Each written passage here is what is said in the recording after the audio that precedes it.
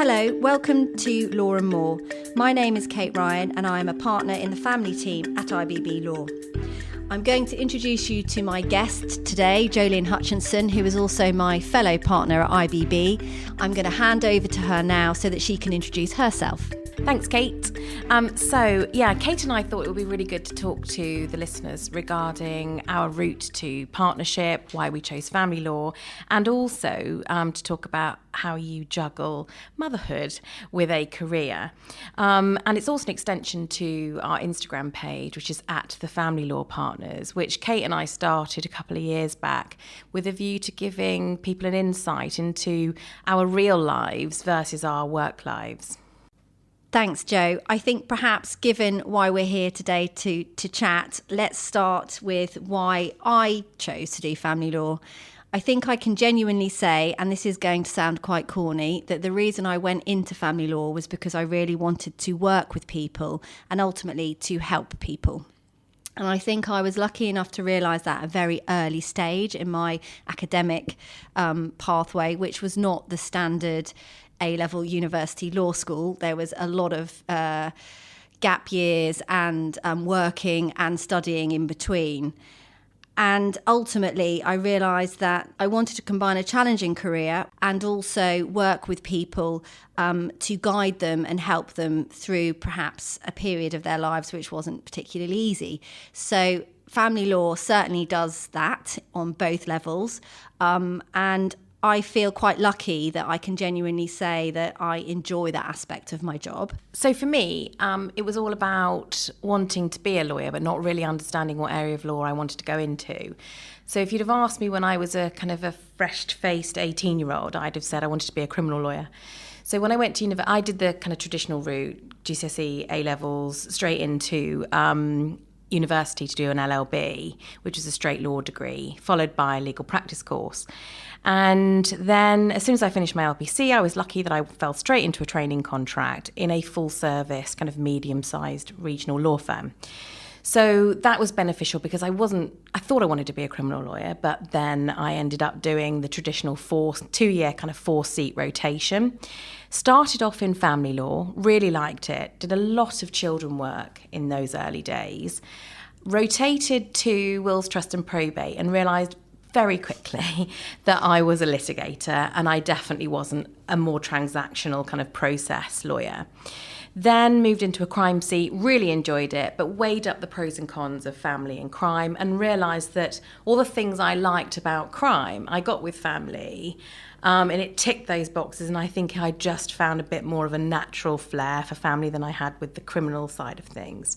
And I think that's the good thing about family law, as you just suggested there. It's so wide that actually it covers so much more than what people do think about the initial, it's just about divorce. It actually covers such a vast realm of decisions that you have to make in life, and also financially there are lots of different elements. So there's tax, there's pensions.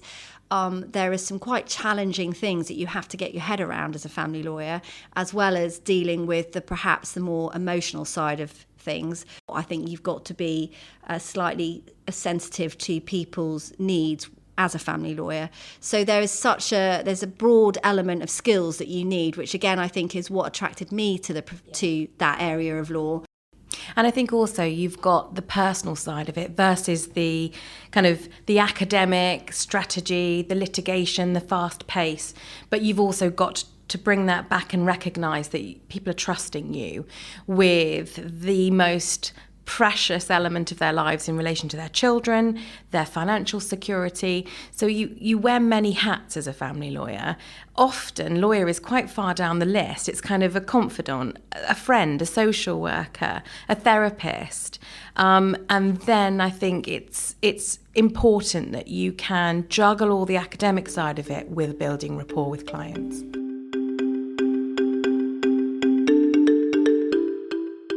I think given that we've said what we really like about family law, perhaps it would be good to be really honest about the sorts of things that we don't like that much about the roles that we play within family law, or the aspect of dealing with clients going through such a traumatic period in their life.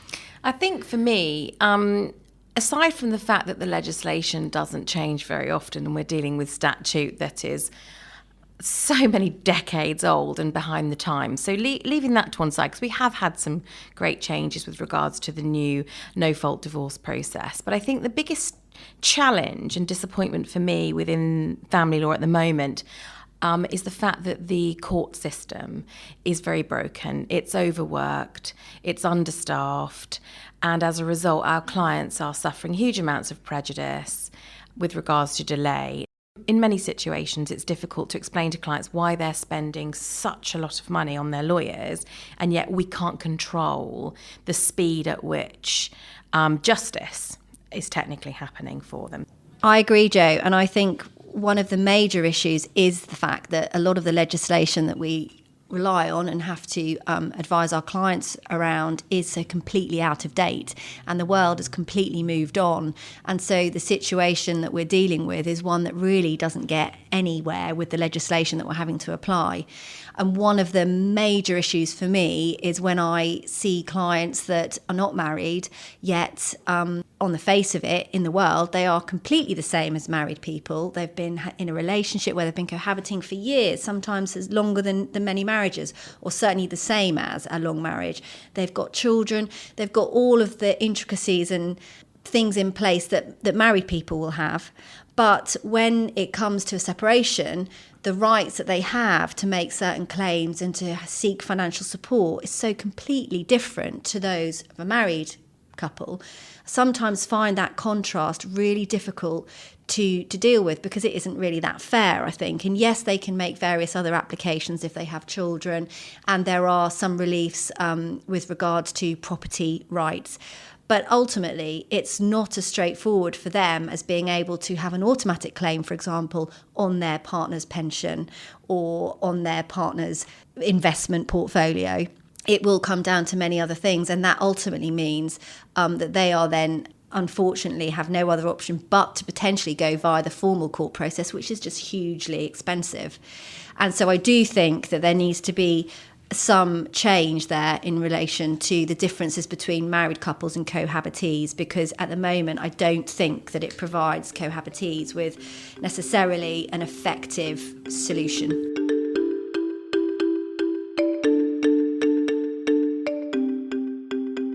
Let's take the focus off the law and clients and how we support our clients, and maybe think about the way the world has moved on for us as lawyers, and how with the pandemic and the way the world has changed so dramatically with regards to our work setup. Can I ask you what your home setup is, Jo, your work setup? So I've been married for 15 years to a very tolerant husband. I think you have to have tolerant spouses when you have a job like this. I have 2 boys, 11 and 7, and I joined IBB smack bang in the middle of the pandemic 2.5 years ago. So that was challenging. I had been at my previous firm for 16.5 years, so I'd been there a long time. So adjusting to a new firm in the middle of a pandemic with remote working, trying to get to know the team and trying to feel like I was part of the team was, massive challenge. I enjoyed the challenge because I'm slightly odd in that way, that I like to be stretched. And I think that's why being a partner suits me and why I chose this career path. In my previous firm, being a partner was something that was seen as the next step up for maybe greater remuneration, whereas in other firms see it slightly differently. I was a partner at 5 years qualified, and I think if you asked me now whether I was ready for that, I would say absolutely not. The things I know 12 years on compared to what I knew back then, I would have definitely maybe deferred it for a little bit. And therefore, I'm really committed to educating juniors about what partnership means. Ultimately, it's challenging being a partner, but I know that I'm not the kind of person that stands still. I'm always striving for the next career goal. And in reality, I wouldn't be a very good version of myself if I were a stay-at-home mum. And I think the boys get the best of me because they have a mum that works, but they also have a mum that loves them and is very committed to them. Well, similarly, I have a lot of balls in the air at home with regards to the kids. I'm married also, and I have 3 children.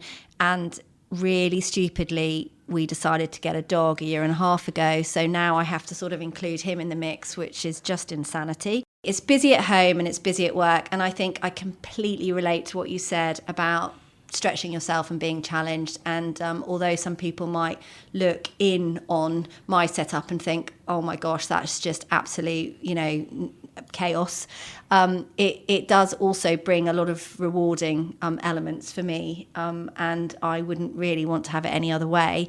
Although there are those days where invariably you do maybe drop a ball or two, which then makes you sort of the usual guilt of what am I doing? Am I doing the right thing? I want to be the best that I can. And you put a lot of pressure on yourself. And sometimes that can become very overwhelming. I think I've learnt to try and manage that in the right way and try and be a bit more rational about it and put it down to the fact that there's a lot going on. It's a bad day. We'll start again tomorrow. And you find tools along the way, people along the way, practices along the way to help you sort of deal with those moments where you do think, oh my gosh, this is just too much to deal with for one person.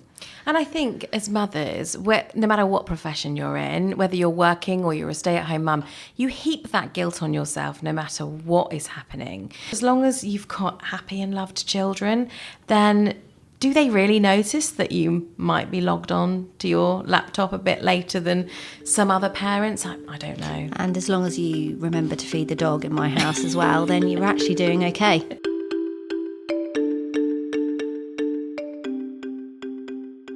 So we've discussed what we don't necessarily like. Tell me, Jo, what do you like about being a partner here at IBB Law?